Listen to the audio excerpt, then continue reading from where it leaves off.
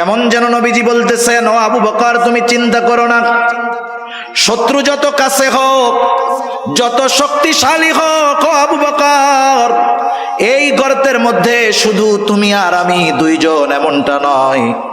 বলেন তো ওই দুইজনের সাথে যিনি আছেন তিনি কে? শত্রু যত কাছে হোক, যেহেতু আল্লাহর সাথে আছে, কোনো চিন্তা নাই। মুসা আলাইহিস সালাম বলতেছে, ওদের যা থাকে থাক, ইন্না মাইয়া রব্বি, আমার সাথে আমার রব আছে। সায়াহদিন, যেই রব পথ দেখায়া এই পর্যন্ত এনেছেন, সেই রব সামনের জন্য পথ দেখায়া দিবে। সুবহানাল্লাহ। আল্লাহ তাআলাও পথ দেখায়া দিলেন। আল্লাহ তাআলা বলেন, ফাআওহাইনা ইলা মূসা আন ইদরিব বিআসাকাল বাহর فانفلق فكان كل فرق كالطود العظيم। আল্লাহ রাব্বুল আলামিন বলেন, আমি মুসা আলাইহিস সালাতু ওয়াস সালামের কাছে প্রত্যাদেশ প্রেরণ করলাম, ওহী পাঠাইলাম। আনিদরিব বিআসাকাল বাহর, মুসা আপনি আপনার হাতের লাঠিটা দিয়ে সাগরের উপরে আঘাত করেন। মুসা আলাইহিস সালাতু ওয়াস সালাম আল্লাহ তাআলার নির্দেশে সাগরের উপরে লাঠি দিয়ে আঘাত করলেন। লাঠি দিয়ে আঘাত করার সাথে সাথে ফাংফালাক, লাঠির আঘাতে সাগর ফেটে দুই খণ্ড হয়ে গেল। ফাকানা কুল্লু ফিরকিন কাত্তাউদিল আযীম, দুই খণ্ড হয়ে গেছে। শুধু তাই না, এভাবে ফেটে দুইটা খণ্ড দুই দিকে এরকম উঁচু হয়ে পাশা পাহাড় সাদৃশ্য উঁচু দেয়ালের মতো হয়ে গেছে, মধ্যে ফাঁকা হয়ে গেছে। আল্লাহ তাআলার আদেশ, মুহূর্তের ভিতরে ওই কর্দময় জমিনটাকে শুকনা ঠনঠনা আল্লাহ তাআলা বানায়া দিলেন। বনি ইসরাইলের গোত্র হলো 12টা, 12 গোত্রের জন্য 12টা রাস্তা তৈরি হয়ে গেল। এইবার মুসা আলাইহিস সালাম তার উম্মতদেরকে নিয়ে এই সাগরের তলদেশ দিয়া রাস্তা পাড়ি দেওয়া শুরু করে দিলেন। এই জামানায় টানেল দেখা তো আমরা অবাক হয়ে যাই, আরে সমুদ্রের তল দিয়া রাস্তা। আল্লাহ তাআলা তো প্রায় 5000 বছর আগে টানেল দেখা দিয়েছেন, ঠিক কিনা বলেন? প্রযুক্তি যেটা 5000 বছর পরে করতেছে, আল্লাহ তাআলা সেটা 5000 বছর আগে দেখা দিয়েছে। আল্লাহ রাব্বুল আলামিন জানায় দেন, বনি ইসরাইলদের জন্য রাস্তা, ফেরাউন চলে আসছে কাছে। মুসা আলাইহিস সালাম উম্মতদেরকে নিয়ে মাঝ রাস্তায় পৌঁছিয়েছেন। এখানে একটা বিষয় পরিষ্কার হওয়া যায়, আমরা অনেক সময় শুনি ফেরাউন নীল দরিয়ায় ডুইবা মরছে, কিন্তু শব্দ অবস্থা এটা বলে না। শব্দ অবস্থা বলে ফেরাউনের সলিল সমাধি হয়েছে লোহিত সাগরে। আরবিতে একটা শব্দ হলো নাহরুন, আর একটা হলো বাহরুন। নাহরুন মানে নদী, বাহরুন মানে হলো সমুদ্র। আল্লাহ তাআলা এখানে এটা বলেন নাই, আনিদরিব বিআসাকাল বাহর বলছেন। তার মানে বোঝা গেল মুসা আলাইহিস সালাম লাঠি দিয়ে নাহারের উপরে আঘাত করেন নাই, বরং বাহারের উপরে আঘাত করেছে। আর সম্প্রতি সময়ে এসে একজন বিজ্ঞানী আছে, ডাক্তার মরিস বুকাইলি। উনি ফ্রান্সের একজন বড় ডাক্তার, আল্লাহর বান্দা, মুসলমান হয়েছে, মারাও গেছে। এই ডাক্তার মরিস বুকাইলি উনি ফেরাউনের এই দেহ নিয়ে গবেষণা করছে। গবেষণা করে উনি এই সিদ্ধান্তে উপনীত হয়েছেন যে ফেরাউনের দেহ অবশেষের সাথে কিছু লবণ পাওয়া গেছে। লবণ, নদীর পানিতে লবণ হয়, সমুদ্রের পানি লবণাক্ত, এজন্য ওটা দিয়ে লবণ হয়। আরো পারিপার্শ্বিক কিছু কারণকে সামনে রেখে কথা বলা যায় যে ফেরাউন পাড়ি দিয়েছে লোহিত সাগরে, ডুবে ফেরাউন মারা গেছে। তা যাই হোক, ফেরাউন এবার সাগরের পাড়ে আসছে। মুসা আলাইহিস সালাম উম্মতদেরকে নিয়ে মাঝ দরিয়ায় গেছে, মাঝ রাস্তায়। ফেরাউন আইসা দেখে যে রাস্তা তো রেডি। ফেরাউন কি আল্লাহ তাআলাকে চিনতো কি চিনতো না বলেন তো? ভালো মতো চিনতো। ফেরাউনও আল্লাহ তাআলার কাছে দোয়া করতো যে আল্লাহ, আমি জানি আপনি রব, তবে আমি দুনিয়া চাই, আমারে দুনিয়ায় সব দেন। বুঝেন নাই? বর্তমান দুনিয়ার অনেক ফেরাউন আছে, এরাও কিন্তু বায়তুল্লাহ গিয়ে আমার মনে হয় এইটাই কয় যে আল্লাহ আমি জানি আমি জালেম, এরপরেও দুনিয়া দেন আমারে। বুঝেন নাই? যারা জুলুম করে এরা আল্লাহ তাআলাকে চিনে। মক্কার কাফেররাও আল্লাহ তাআলাকে চিনতো, চেনার পরে বিরোধিতা করত। ফেরাউন বুঝতে পারছে যে এই রাস্তায় আমার জন্য নিরাপদ নয়, কিন্তু মানুষ যখন অবাধ্যতার চূড়ান্ত পর্যায়ে পৌঁছিয়ে যায়, অহংকারের চূড়ান্ত সীমায় পৌঁছিয়ে যায়, নাফরমানির চূড়ান্ত অবস্থায় পৌঁছিয়ে যায়, সে তখন এমন কিছু সিদ্ধান্ত নিয়ে বসে যেটা তার চূড়ান্ত পতনের কারণ হয়ে যায়। ফেরাউনও সীমা লঙ্ঘন করে ফেলছে। আল্লাহ তাআলা সেই কথা বলেন, وجاوزنا ببني إسرائيل البحر فأتبعهم فرعون بجنوده بغيا وعدوا। ফেরাউন তার সৈন্য সামন্ত সহ অহংকারের বশীভূত হয়ে বনী ইসরাইলদেরকে সমূলে নির্মূল করার লক্ষ্যে তার সৈন্যবাহিনী সহ তাদের পেছনে অনুসরণ করা শুরু করলো। মুসা আলাইহিস সালাম তার উম্মতদেরকে নিয়ে অপর প্রান্তে চলে গেছেন, আর ফেরাউন তার বাহিনী নিয়ে মাঝ রাস্তায় গিয়েছে। বলেন তো এই সমুদ্রের রাস্তাটা কি সব সময়ের রাস্তা নাকি? মাঝে মধ্যে দেখবেন হাইওয়েতে যখন ব্রিজের কাজ হয়, রাস্তার কাজ চলতেছে, ব্রিজের কাজ যখন চলে, সাইড দিয়া আর একটা পার্শ্ব রাস্তা বানায় কি বানায় না? বলেন তো যখন মূল রাস্তা ব্রিজ হয়ে গেল, পাকা হয়ে গেল, পার্শ্ব রাস্তার প্রয়োজন আছে?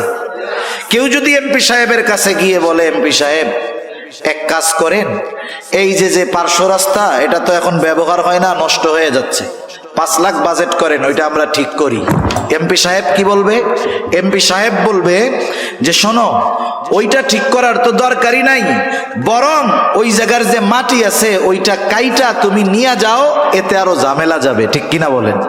ছিল ব্যবহার শেষ, প্রয়োজন শেষ, ও রাস্তার আর কোনো দরকার নাই। আল্লাহ তাআলা রাস্তা বানিয়েছেন বনী ইসরাইলের জন্য, তাদের ব্যবহার যখন শেষ, রাস্তার প্রয়োজনও শেষ। ফেরাউন মাঝ রাস্তায় সৈন্য সামন্ত নিয়ে পৌঁছায়ছে। আল্লাহ তাআলা আদেশ দিলেন, পানি তুমি আগের অবস্থায় ফিরে যাও, কারণ আল্লাহ তাআলা হলেন এমন এক মহাপরাক্রমশালী সত্তা, তিনি যখন যা চান, যা ইচ্ছা করেন, শুধু বলেন হও, তৎক্ষণাৎ সেটা হয়ে যায়।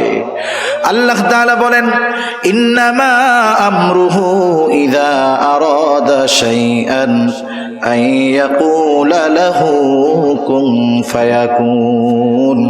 আল্লাহ তাআলা যা চান শুধু বলেন কুন হও, ফায়াকুন তৎক্ষণাৎ হয়ে যায়। এইবার ওই সমুদ্রের দুই দিকের পানি একসাথে যখন ফেরাউন আর তার সৈন্য সামন্তের উপরে পড়ছে, একজনেরও নিচের থেকে উপরে আসার সুযোগ হয় নাই, সবগুলা ওইখানেই শেষ। কিন্তু আল্লাহ তাআলা তো ফেরাউনকে এত সহজে ছেড়ে দিবেন না। জিবরাইল আলাইহিস সালাতু ওয়াস সালাম হাজির, সমুদ্রের তলদেশ থেকে এক টান দিয়া ফেরাউনকে উপরে নিয়ে আসছে। ফেরাউনকে উপরে নিয়ে আসছে একটা টান দিয়া। এইবার চুবনি চলতেছে, চুবনি। ফেরাউন বুঝতে পারছে আজকে ধরা পড়ে গেছি, আজকে আর আমার বাঁচার কোনো উপায় নাই। ফেরাউনকে চুবানো শুরু হয়ে গেছে। মূলত এটা হলো ফেরাউনের উপরে আল্লাহ তাআলার গজব। ফেরাউন যখন বুঝতে পেরেছে এতকাল আল্লাহ তাআলা ছাড় দিয়েছে, আজকে আর আল্লাহ তাআলা ছাড় দিবেন না, এইবার ফেরাউন ঈমান আনার ঘোষণা দিচ্ছে, ঈমান আনার ঘোষণা। ফেরাউন বলে, আমানতু আন্নাহু লা ইলাহা ইল্লাল্লাযী আমানাত বিহি বানু ইসরাঈল ওয়া আনা মিনাল মুসলিমিন। বলে আমি ঈমান আনলাম, বনী ইসরাঈলেরা যার উপরে ঈমান আনছে আমি তার উপরে ঈমান আনলাম, যে আল্লাহ ছাড়া কোনো ইলাহ নাই। মনে রাখতে হবে, যখন কোনো জাতির উপর গজব আসে, গজব চলে আসলে, আযাব চলে আসলে, তাওবা কবুল হয় না, ঈমান কবুল হয় না। ফেরাউনের উপরেও গজব চলে আসছে, বলেন তো এখন ফেরাউনের ঈমান কবুল হবে নাকি? গজব আসার আগে তাওবা করতে হয়। যেমন হযরত ইউনূস আলাইহিস সালাতু ওয়াস সালামের সম্প্রদায় বারবার দাওয়াত দেন, তাদের মধ্যে কোনো পরিবর্তন নাই। ইউনূস আলাইহিস সালামের সম্প্রদায়ের একটা অভ্যাস ছিল, তারা প্রতিদিন সকালবেলায় গোসল করে খাওয়া দাওয়া করে দিনের শুরুর কাজ ছিল ইউনূস আলাইহিস সালামকে কষ্ট দেওয়া। প্রতিদিন সকালে গিয়ে প্রথমে এই কাজ তারা করত, এটা না করলে তাদের দিন ভালো যাইত না। তাই ইউনূস আলাইহিস সালামকে আল্লাহ তাআলা জানায় দিলেন যে আপনার এই জাতির অবাধ্যতা চূড়ান্ত সীমায় পৌঁছে গিয়েছে, 3 দিন পরে এদের উপরে গজব আসবে। ইউনূস আলাইহিস সালাম বললেন অবস্থা কিন্তু এই, 3 দিন পরে কিন্তু গজব আসবে। ওনার কওম আরো অবাধ্যতা বাড়ায় দিছে। 1 দিন গেছে, অবস্থা যা তাই। 2 দিন গেছে, অবস্থা যা তাই। পরের দিন গজব আসবে। ইউনূস আলাইহিস সালাম চিন্তা করলেন যে অতীতের নজির হলো আল্লাহ তাআলা যখন কোথাও কোনো গজব দেন তখন ওই নবীকে ওই গজবের এলাকায় রাখেন না, ওখান থেকে সরায় নিয়ে যান। তা অতীতে যেহেতু সব নবীকে আল্লাহ তাআলা চলে যাইতে বলছেন, নিয়ে গেছেন, আমাকেও তো যাইতে বলবে, সুতরাং আমি চলেই যাই। ইউনূস আলাইহিস সালাম আল্লাহ তাআলার পক্ষ থেকে নির্দেশ আসার আগে নিজে ইজতিহাদ করে উনি চলে গেছেন। যাই হোক, ওই রাত্রে এলাকা ছেড়ে উনি চলে গেছেন। পরের দিন সকালবেলা যেদিন গজব হবে, গজব আসবে, ইউনূস আলাইহিস সালামের সম্প্রদায় সকালবেলা খাওয়া দাওয়া খায়া গোসল টোসল করে ইউনূস আলাইহিস সালামের বাড়িতে আসছে। আইসা দেখে দরজা লাগানো, ইউনূস আলাইহিস সালাম নাই। এতকাল এত জুলুম অত্যাচার করেছে ইউনূস আলাইহিস সালাম, কোনোদিন এলাকা ছাড়ে নাই, আজকে নাই। ওদের মনের ভিতরে একটু খটকা লাগছে, আশেপাশে লোক পাঠাইছে, কোথাও ইউনূস আলাইহিস সালামের কোনো খবর নাই। এইবার ওদের মনের মধ্যে ভয় ঢুকে গেছে, হায় রে, এতকাল ইউনূসকে আমরা এত কষ্ট দিয়েছি, ইউনূস কখনো যায় নাই, তাহলে সত্যই মনে হয় গজব আসবে। এরা সবাই একত্রিত হইছে, আল্লাহ তাআলার কাছে ক্ষমা চাইছে, তাওবা করছে, ঈমান আনছে। যেই গজব আসার কথা ছিল, গজব আসার আগে ঈমান আনার কারণে আল্লাহ তাআলা তাদের উপর থেকে গজবকে উঠায় নিয়েছে। সুবহানাল্লাহ। আর ফেরাউন গজব আসার পরে ঈমান আনছে, ঈমান কবুল হবে না। আল্লাহ তাআলা বলেন আল আনা ওয়া ক্বাদ আসাইতা মিন ক্বাবলু ওয়া কুনতা মিনাল মুফসিদিন। এখন তুমি ঈমান আনার ঘোষণা দিচ্ছ, অথচ ইতিপূর্বে জমিনে বিশৃঙ্খলা সৃষ্টি করেছো। তোমার ঈমান এখন তো কবুল হবে না, তবে তুমি তো মরবাই। তবে শুনে নাও, ফালইয়াউমা নুনাজ্জিকা বিবাদানিকা লিতাকুনা লিমান খালফাকা আয়া। আমি আজকে তোমার দেহকে সংরক্ষণ করব, যাতে করে তুমি তোমার পরবর্তীদের জন্য নিদর্শন হও। আল্লাহ তাআলা ফেরাউনের দেহকে এমন ভাবে সংরক্ষণ করেছেন, সমুদ্রের কোনো মাছ তার দেহ খায় নাই, পোকা লাগে নাই। মিশরের জাতীয় জাদুঘরে যত মমি আছে বিভিন্ন প্রযুক্তি কেমিক্যাল ব্যবহার করে রাখা হয়েছে, কিন্তু ফেরাউনের ওই দেহটাকে কোনো মেডিসিন ছাড়া, কোনো প্রসেস ছাড়া, রাসায়নিক ছাড়া জালেমদের জন্য নিদর্শন হিসাবে সংরক্ষণের ব্যবস্থা যিনি করেছেন তিনি কে? আল্লাহ তাআলা ফেরাউনের দেহকে সংরক্ষণ করছে, সাধারণ পাবলিকের জন্য নয়, বিশেষ করে তাদের জন্য যারা শাসকের আসনে বসে জনগণের খাদেম হওয়ার পরিবর্তে জনগণের উপরে জুলুম করে, তাদের জন্য। যে দেখে রাখো, তোমার পূর্ববর্তী যারা ছিল জালেম, এদের সর্বশেষ পরিণতি কি হয়েছে, অপেক্ষা করো, তোমার জন্যও এর চাইতে ভয়ঙ্কর অবস্থা অপেক্ষা করতেছে, ঠিক কিনা? কিন্তু আফসোসের বিষয় হলো গোটা দুনিয়ার শাসকরা এটাকে শুধু ভ্রমণ এবং দেখার একটা বিষয় মনে করে, শিক্ষার বিষয় মনে করে না। তা যাই হোক, যে কথা বলতেছিলাম, মুসা আলাইহিস সালামের উম্মত নদীর সাগরের ওই পারে উঠা নিজ চোখে ওরা দেখছে যে ফেরাউন কেমনে মরলো। মুসা আলাইহিস সালামের যেই বয়ান বক্তব্য কিভাবে বাস্তবে পরিণত হলো, একটু আগে যেই শত্রুর হাতে মরার ভয়ে তারা চিন্তিত ছিল, সেই শত্রুকে আল্লাহ তাআলা কেমনে লোহিত সাগরে ডুবায়া মারলেন বলেন তো। এই দৃশ্য দেখার পরে বনি ইসরাইল জাতির আল্লাহ তাআলার উপরে সর্বোচ্চ কৃতজ্ঞ হওয়ার দরকার ছিল কি ছিল না? কিন্তু আফসোস, এদের মধ্যে কোনো পরিবর্তন নাই। আল্লাহ তাআলা তাদেরকে দরিয়ার অপর প্রান্তে নিলেন, ওই অবস্থাগুলো দেখাইলেন। এখন ওরা কি বলে জানেন? ওরা বলে, মুসা কই আনছো? আমাদের সব পোশাক আশাক বাড়িঘর সব রইছে মিশরে, এমন জায়গায় আনছো থাকার জায়গা নাই, খোলা মাঠ, মাথার উপরে কোনো ছাদ নাই, রোদে কষ্ট বৃষ্টিতে কষ্ট, রান্না বান্নার কিছু নাই, খাবো দাবো কেমনে? না খাইয়াই তো মারা যাবো, এর চেয়ে মিশরে ভালো ছিলাম। কি বলে? এর চেয়ে মিশরে ভালো ছিলাম। অকৃতজ্ঞ এক জাতি। আল্লাহ তাআলা তাদের জন্য মেঘকে ছাদ বানায়া দিলেন, মেঘমালাকে কি করলেন? ছাদ বানায়া দিলেন। আসমান হতে খাবারের ব্যবস্থা করলেন, মান্না সালওয়া, খা, রান্নার উন্না করা লাগবে না। এরা খাইতে থাকলো, আরামে থাকতে থাকলো। কিন্তু আল্লাহ তাআলা মিশর থেকে তাদেরকে দরিয়া পাড়ি দিয়ে এপারে আনার উদ্দেশ্য যে ফিলিস্তিনের ওই তাদের আদি পিতৃভূমি আল্লাহ তাআলা তাদের হাতে তুলে দিবেন, এটা আল্লাহ তাআলার ইচ্ছা। তবে ওই সময় ফিলিস্তিনে জেরুজালেমে শাসন করত এক গোত্র, তাদের নাম হলো আমালিকা।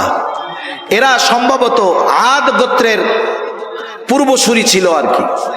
দেহের গঠন ছিল বিশাল আকৃতির। এরা খুব বীর বাহাদুর এক জাতি ছিল। হযরত মূসা আলাইহিস সালাতু ওয়াস সালাম বনি ইসরাইলের 12 গোত্র থেকে 12 জন প্রতিনিধিকে পাঠাইলেন তাদের অবস্থা পর্যবেক্ষণের জন্য। এইবার ওই 12 জন যখন বনি ইসরাইলের ওই এলাকায়, আমালিকা গোত্রের ওই এলাকায় ঢুকছে, আমালিকা গোত্রের একজন লোক ওই 12 জনকে আটকাইয়া বাদশার কাছে নিয়ে গেছে। একজন 12 জনকে বাইন্দা বাদশার কাছে নিয়ে গেছে।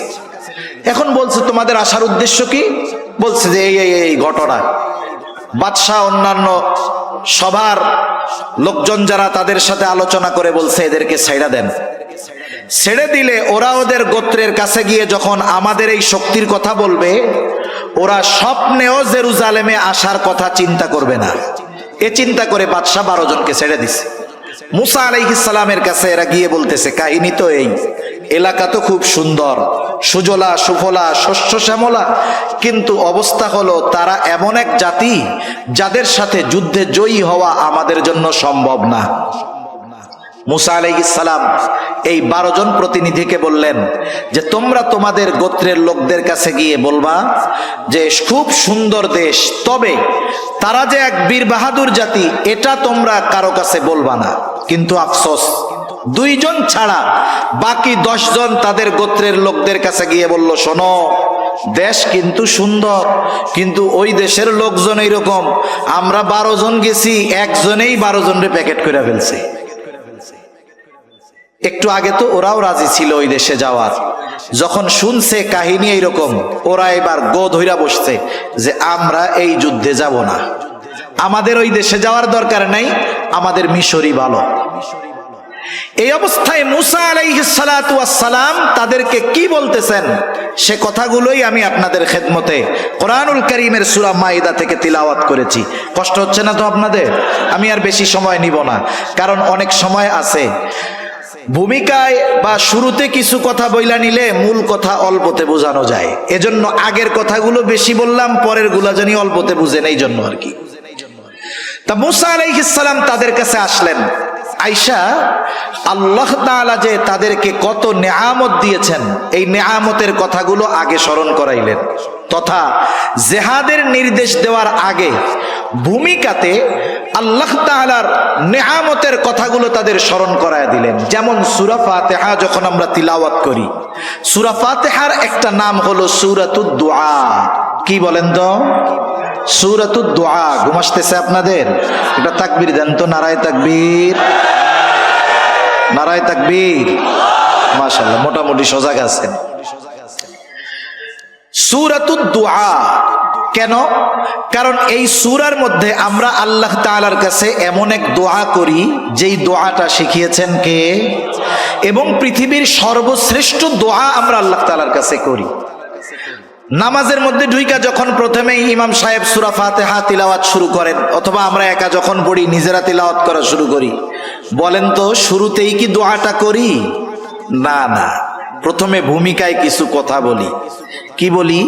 আলহামদুলিল্লাহি রাব্বিল আলামিন, আর রহমানির রহিম, মালিকি ইয়াউমিদ্দিন, ইয়াকা না'বুদু ওয়া ইয়াকা নাস্তাঈন। এই পর্যন্ত হইল ভূমিকা। আল্লাহর প্রশংসা করি, আল্লাহ তাআলার কিছু গুণকীর্তন বর্ণনা করি, তার ক্ষমতার কথা বর্ণনা করি। এরপরে বলি, যেহেতু আপনি এমন দয়াময়, আপনি এমন ক্ষমতাধর, তাইলে এক কাজ করেন, আমাদের একটা জিনিস দেন। কি চাবো সেটাও আল্লাহ শিখায়া দেন। আল্লাহ বলেন, বান্দা চাবা কি শোনো, বলো ইহদিনাস সিরাতাল মুস্তাকিম। আল্লাহ তাআলার কাছে আমরা সিরাতে মুস্তাকিমের উপরে অটল থাকার প্রার্থনা করি। এটা দুনিয়ার সবচেয়ে বড় নেয়ামত এবং দুনিয়ার সবচেয়ে দামি দোয়া। তার মানে কিছু চাওয়ার আগে, কিছু বলার আগে ভূমিকাতে একটু গুরুত্বপূর্ণ কথা বললে ওই চাওয়ার মধ্যে একটা আবেগ থাকে, দরদ থাকে, ঠিক কিনা বলেন? মুসা আলাইহিস সালাম তাদেরকে জিহাদের নির্দেশ দেওয়ার আগে মুসা আলাইহিস সালাম ভূমিকাতে কিছু নেয়ামতের কথা তুলে ধরেছেন। 3টা নেয়ামতের কথা। কয়টা নেয়ামত? 3টা নেয়ামত। একটা তো দেখছে যে কেমন ভাবে সমুদ্র থেকে, ফেরাউনের কবল থেকে আল্লাহ তাআলা তাদেরকে বাঁচাইলো, এটা তো দেখছে, বড় এক অনুগ্রহ। এবার মুসা আলাইহিস সালাম তার সম্প্রদায়ের কাছে বলতেছে, وَإِذْ قَالَ مُوسَى لِقَوْمِهِ يَا قَوْمِ اذْكُرُوا نِعْمَةَ اللَّهِ عَلَيْكُمْ إِذْ جَعَلَ فِيكُمْ أَنْبِيَاءَ وَجَعَلَكُمْ مُلُوكًا। মুসা আলাইহিস সালাম তার কওমকে বলতেছে, হে আমার সম্প্রদায়, আল্লাহ তাআলার ওই নিয়ামতগুলো স্মরণ করো যেগুলো আল্লাহ তাআলা তোমাদেরকে দিয়েছেন। কি নিয়ামত? 1 নম্বর নিয়ামত, ইয জাআলা ফীকুম আম্বিয়া, তোমাদের মধ্য থেকে আল্লাহ তাআলা অনেক পয়গম্বর প্রেরণ করেছে। হযরত ইসমাঈল আলাইহিস সালাতু ওয়াস সালাম যখন মক্কায় বসতি স্থাপন করলেন, বনি ইসমাঈল থেকে আর কোন নবী নাই, একবারে শেষ নবী মুহাম্মদুর রাসূলুল্লাহ। কিন্তু বনি ইসরাইল থেকে ঈসা আলাইহিস সালাম পর্যন্ত যত নবী আসছে, ইয়াকুব আলাইহিস সালাম থেকে নিয়ে ঈসা আলাইহিস সালাম পর্যন্ত যত নবী আসছে, সব বনি ইসরাইলের নবী। নবীজি এক হাদিসের মধ্যে বলেন, বনি ইসরাইল কখনো নবী শূন্য থাকে নাই। যেখানেই তাদের বসবাস ছিল, স্থান ছিল, আল্লাহ তাআলা এক নবীর মৃত্যু হলে আর এক নবী পাঠায়া ওই শূন্য স্থান পূরণ করেছে। আমাদের সমাজের মধ্যে, গোত্রের মধ্যে, বংশের মধ্যে কারো বংশে যদি 10টা বিসিএস ক্যাডার থাকে, বলেন তো ওই গ্রামের মধ্যে ওই বংশের পাওয়ার কম না বেশি? নিজে যা হয় হোক, মানুষের কাছে বলে বেড়ায় আমি ওই বংশের লোক, আমার বংশে 10টা বিসিএস ক্যাডার আছে। 10টা বিসিএস ক্যাডার যদি থাকে, এটা নিয়ে যদি গর্ব করতে পারে, এটাকে যদি নিয়ামত মনে করতে পারে, যেই গোত্র, যেই বংশের মধ্যে ধারাবাহিকভাবে নবী এসেছে, বলেন তো এটা আল্লাহ তাআলার পক্ষ থেকে অন্যতম এক দামি এক নিয়ামত নয় কি? এজন্য মুসা আলাইহিস সালাম বললেন, শোনো, তোমাদের মধ্য থেকে আল্লাহ তাআলা অনেক নবী প্রেরণ করেছেন। শুধু তাই না, ওয়াজআলাকুম মুলুকা, আল্লাহ তাআলা তোমাদেরকে বাদশাহী দান করেছেন, রাজত্ব দান করেছেন। কথা হইল, সবাই তো আর রাজা হইতে পারে না। কিন্তু বায়ানুল কোরআনের মধ্যে আসছে, আশরাফ আলী থানবী রহমাতুল্লাহি আলাইহি লিখেছেন, এক বুজুর্গের হাওলা দিয়ে যখন কোন গোত্র বা বংশ থেকে কোন বাদশাহ হয়, তখন ওই বাদশাহীর সাথে গোটা বংশটাকেই সম্পৃক্ত করা হয়। যেমন ওসমানীরা শাসন করছে, বলে ওসমানী শাসন আমল, আব্বাসী শাসন আমল, উমাইয়া শাসন আমল। যদিও উমাইয়াদের মধ্যে বাদশাহ হইছে একজন, তারপরে আর একজন, কিন্তু এই বাদশাহীটাকে সম্পৃক্ত করা হয়েছে গোটা গোত্রের সাথে। মুসা আলাইহিস সালাম বললেন, আল্লাহ তাআলা তোমাদেরকে বাদশাহী দান করছে।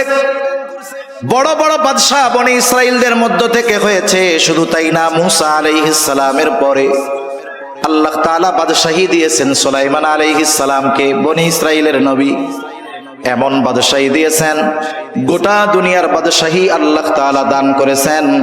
আল্লাহ তাআলার কাছে সুলাইমান আলাইহিস সালাম দোয়া করেছে, রব্বি হাবলি মুলকাল লা ইয়ামবাগি লিআহাদিম মিন বাদি, আয় আল্লাহ আমাকে আপনি এমন এক রাজত্ব দান করেন যেই রাজত্ব আমার পরে আপনি আর কাউকে দিবেন না।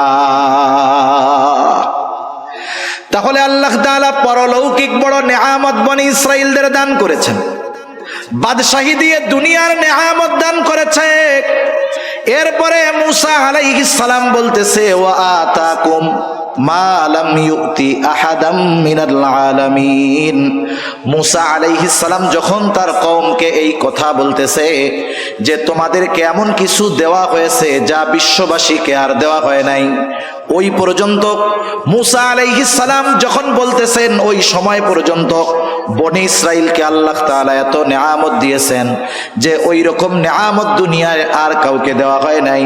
অবাক হয়ে যাবেন, পবিত্র কোরআনুল কারীমের সর্ববৃহৎ সূরা সূরা বাকারা, এই সূরা বাকারার মধ্যে আল্লাহ তাআলা বনি ইসরাইলদেরকে প্রদত্ত নেয়ামতগুলোর কথা ধারাবাহিকভাবে বর্ণনা করেছেন। ধারাবাহিক প্রায় 40টার উপরে নেয়ামতের কথা আল্লাহ তাআলা সূরা বাকারার মধ্যে বর্ণনা করেছে। মুসা আলাইহিস সালাম যখন এই নেয়ামতগুলোর কথা তাদের বললেন, আদেশ করার আগে ভূমিকা স্বরূপ যে দেখো আল্লাহ কেমনে বাঁচাইলো তোমাদের, তোমাদের বংশ থেকে এত নবী, এইরকম বাদশাহ, এত নেয়ামত আল্লাহ তোমাদেরকে দিয়েছেন, ওই আল্লাহ তোমাদের উপরে জিহাদ ফরজ করছে। উদ্দেশ্য হলো জিহাদ করবা আর ওই জেরুজালেমের পবিত্র ভূমির অধীন তোমাদের অধিকারে আল্লাহ তাআলা দিয়ে দিবে। শুধু যুদ্ধ করবা, শোনো, যুদ্ধে যে জয়ী হবা এটাও জানায় দিছেন কে? চূড়ান্ত হয়ে গেছে। শুধু তোমরা ওই শহরের প্রবেশ দ্বার দিয়ে ঢুকবা, ওরা যত শক্তিশালী হোক ওদের বিরুদ্ধে তোমাদের বিজয় লিখে রাখছেন কে?